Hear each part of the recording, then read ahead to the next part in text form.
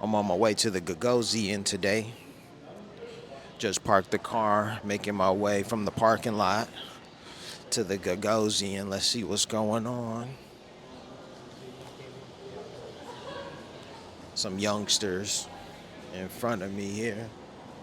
Some rich youngsters, huh? Or some tourists.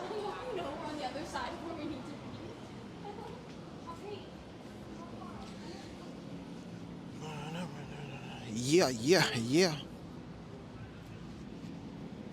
All right, so the Gagosian is free. Parking is free for an hour, which is why I parked here and which is why I'm going to the Gagosian. I'm not hungry, so I don't need to eat anything. I'm good. So this is the Gagosian. Larry Gagosian, the same dude who discovered Jean-Michel Basquiat. Not really discovered, but he worked with him. So we got this other dude, Titus Kaphar. Let's find out what this is all about.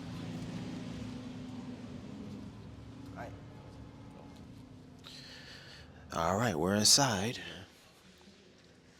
the theater.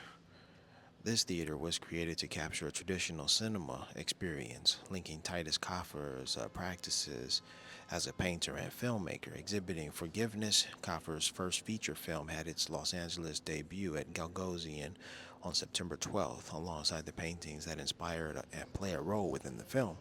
Shown here for the first time, the canvases in this and the adjacent gallery capture some of the people, places, and incidents that inform Exhibiting Forgiveness, Character, Symbolism, and Plot. For more information on the exhibition and related programming, please visit Gagosian.com. Exhibiting Forgiveness, written, directed, and produced by Kaphar, will be released theatrically, theoretically, nationwide by Roadside Attractions on October 18th, 2014. Okay, scan the QR code below to watch the trailer and learn more about the film.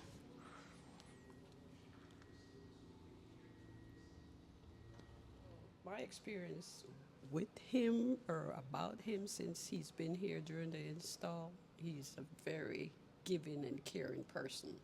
And he's very involved. And I like him. I like him, yeah. And the show was great. The opening, his movie was great. It's tear jerking, you know. So, yeah, you got to meet him. She wasn't here during the install, so, but she met him. Yeah. But yeah, you got to experience the movie theater on the other side. So, okay. This woman looks a little like Ava DuVernay, but I don't think it is her. Black woman representation. Looks like a southern representation here. Someone packed their bags and headed to the big city maybe, or just moving from place to place, location to location. Then we've got, this is how one tries to stay warm on a cold night, right? A barrel with some firewood in it or something to keep it warm. What's this? We've got an invisible or missing person here. Mowing the lawn. Is this a memory of what one used to do or what one had to do at one time? The invisible, or maybe the person who does the work is invisible. Society doesn't see that person. We see the work, or we know a person in the service. We don't really acknowledge who they are, but they do the work. A servant. You know, that home in the back there kind of looks like a cape. Looks like the person who's doing the work has a bit of a cape on, so they're a Superman or Superwoman or Superboy. We have a black man here with some muted colors around him, but his face is clear. It's evident. Wow, look at the detail in his face. Wow, and in his hands. And then it says Hobo Detroit. That's interesting. Beautiful work, detailed work. Looks like the canvas is sort of a linen material. And then so you know what? It kind of looks unfinished because his face and hands are detailed. They're colored, but then the rest is muted. It's just, it's like it's the way that it would be before paint would be applied. An art, an art major would definitely be able to elaborate on this and what have you. We have a sink. Excuse me. A sink. Is this the artist? Is this the artist in the mirror? Is this a self-portrait here? Something of the like. All right. And then we have a prominent portrait here of a woman. Who is that woman?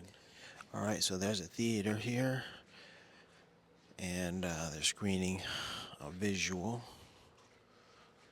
All right. So let's move on in here. So what's happening in here? I see we have some images and all, but all right, all right. So then we have the theater over here. Are we supposed to sit in the theater? Am I missing something? You know, I'm gonna look for a proper seat in which to sit. 7, 8, 9, 10. All right, let's sit at seat 9, shall we? All right. So do we read these panels from left to right, like so? I mean, if we read them from left to right, it looks like it's nighttime, so the boy is still playing after dark. The street lights are still on. You see that? He's doing a little hop, on a little jump on his bike. No, it's not the same house. So it's a different home, a different scenario, different character, different subject. A different home. What are these? These are icicles? Are these fairies? Are these ghosts? Are these deceased? Are these ancestors? These young boys? There's a young boy. These are his imaginary friends. A house, another house. Men are working on the car or checking out the new engine or so. And then another home. Is this just one city block? What is it? What is it? What does it all make? What does it all mean? Questions. All right, so after the theater room, come back over this way, check out some artwork. Wait a minute. No, those are offices right there. Looks like some artwork. That must be private. I'm not going in there. Isn't that nice? How the curtains are draped like that. All right, so I'll do a little bit more research into Titus Kaphar and all, but it is what it is.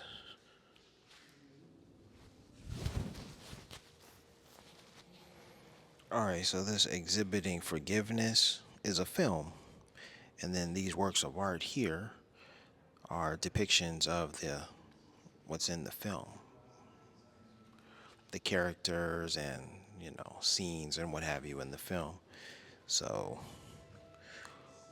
this book this book houses this $150 copy of this book houses the screenplay as well as some shots from the movie, so you get a clearer image or an understanding of what it is. So this is dope because this work of art, for instance, is a depiction of a real life man, an actor playing a character in the movie, and you watch the movie, and then this work of art, becomes more understandable.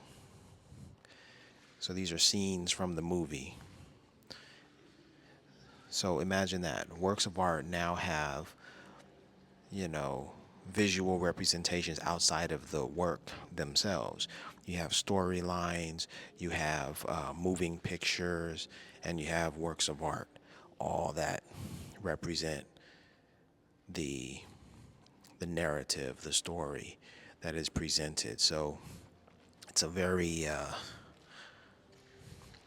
dynamic exhibit. This isn't just a walk in, observe the art, and then we're done.